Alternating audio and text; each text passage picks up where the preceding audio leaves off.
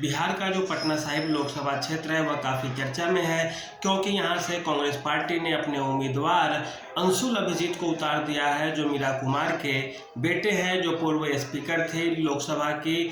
और यहाँ पे जो लड़ाई है वह भाजपा के रविशंकर प्रसाद से होनी है, जो भाजपा में केंद्रीय मंत्री भी रह चुके हैं। और यह क्षेत्र जो है भाजपा के वर्चस्व वाला क्षेत्र समझा जाता है, क्योंकि 2008 में जो परिसीमन हुआ था उसके तहत इस लोकसभा क्षेत्र का अर्थात पटना साहिब लोकसभा क्षेत्र का गठन किया गया था। और गठन के बाद से ही यह कहा जाने लगा कि यह भाजपा का स्ट्रॉन्ग जोन बन गया है, क्योंकि यहाँ जो सबसे बड़ी बात है यहाँ की जातीय समीकरण है। और उसी पे हम आज चर्चा करने जा रहे हैं, क्या है इसके जातीय समीकरण और क्यों एक ही जाति के दो उम्मीदवार होने के बावजूद भी उम्मीदवार हमेशा भाजपा के ही जीतते हैं यहाँ पे। तो आप सबसे पहले गौर करें तो इस क्षेत्र में जो सबसे ज़्यादा संख्या में जो जाति है वह है कायस्थ जाति, जिन्हें लाला जाति भी कही जाती है। उनकी संख्या यहाँ पे 5 लाख से ज़्यादा बताई जाती है। इसके बाद इसके अलावा राजपूत वोटरों की संख्या भी पटना साहिब लोकसभा क्षेत्र में 2 लाख से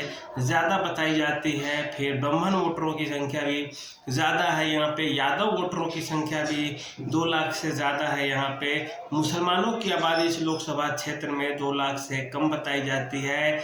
और इसके अलावा जो अनुसूचित जाति है उनकी संख्या भी इस लोकसभा क्षेत्र में कम है, जिसकी संख्या 5 से 6% अर्थात 1.5 लाख तक बताई जाती है। तो इस तरह से आप देखें तो जो एक एक्टिव जाति है जिसकी सबसे ज़्यादा संख्या वो काफ़ी ज़्यादा है, जितना पाटलिपुत्र लोकसभा में यादवों की संख्या है उससे भी कहीं ज़्यादा यहाँ पे कायस्थ जाति के लोगों की संख्या है। और वे लोग अपना जो वोट है एक मुश्त करते हैं। पिछली लोकसभा चुनाव में चूँकि शत्रुघ्न सिन्हा खड़ा हो गए थे 2019 में, इस कारण कायस्थ जाति के वोटों का बंटवारा थोड़ा बहुत हुआ था, लेकिन फिर भी रविशंकर प्रसाद को 6 लाख से ज़्यादा वोट मिले थे।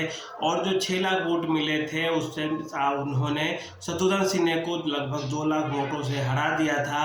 इस क्षेत्र का एक तो और दिलचस्प घटनाएं हैं, जैसे जब से क्षेत्र बनी है तब से 2009 में बात करें आप तो 2009 में भी शत्रुघ्न सिन्हा ने यहाँ से चुनाव जीता था, वो भी भाजपा के टिकट पे। 2014 में भी शत्रुघ्न सिन्हा ही चुनाव जीतते हैं भाजपा के टिकट पे। वे कांग्रेस के कुणाल सिंह को हराते हैं और एक बार दिल्ली पहुंच जाते हैं 14 के लोकसभा में। लेकिन बिहार विधानसभा चुनाव के दौरान भाजपा आलाकमान से आनाकानी और टेढ़ी खीर की बात होने लगी, जिससे उनके रिश्ते बिगड़ते चले गए और शत्रुघ्न सिन्हा का टिकट पटना साहिब लोकसभा क्षेत्र से काट दिया जाता है। और फिर 2019 में भाजपा कोई रिस्क नहीं लेती और अपने कायस्थ चेहरे ही रविशंकर प्रसाद को चुनाव के मैदान में उतारती है। रविशंकर प्रसाद होते हैं और दूसरी ओर भी कायस्थ जाति कहीं शत्रुघ्न सिन्हा होते हैं। मामला दिलचस्प होता है, पूरे देश में इसकी चर्चाएं होने लगती है, लेकिन रविशंकर प्रसाद शत्रुघ्न सिन्हा को हरा देते हैं और वो भी हराते हैं बुरे तरीके से।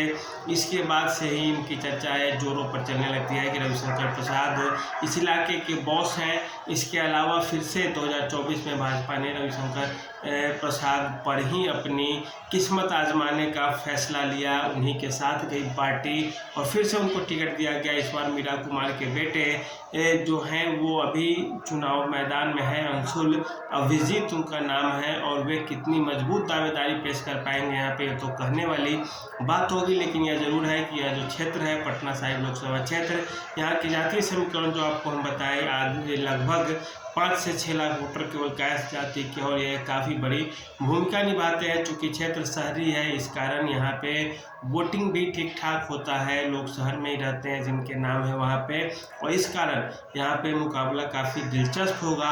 राजपूत वोटरों की भी संख्या यहाँ पे ठीक ठाक है, उनका भी रोल होगा, यादव वोटरों का भी अच्छा खासा रोल होगा। और यहाँ पर भी देखें आप तो कुल मिलाकर एक तरह से जैसे पाटलिपुत्र लोकसभा में समीकरण बन रहे थे उस तरह के समीकरण ही बनेंगे, लेकिन यहाँ पे जो पार्टी जीतेगी वो एक अच्छे मार्जिन से जीतेगी, क्योंकि यहाँ पे लड़ाई एक तरफा हो जाता है। तभी तो 3-3 बार के लोकसभा चुनाव में केवल एक ही पार्टी यहाँ जीतते आ रही है।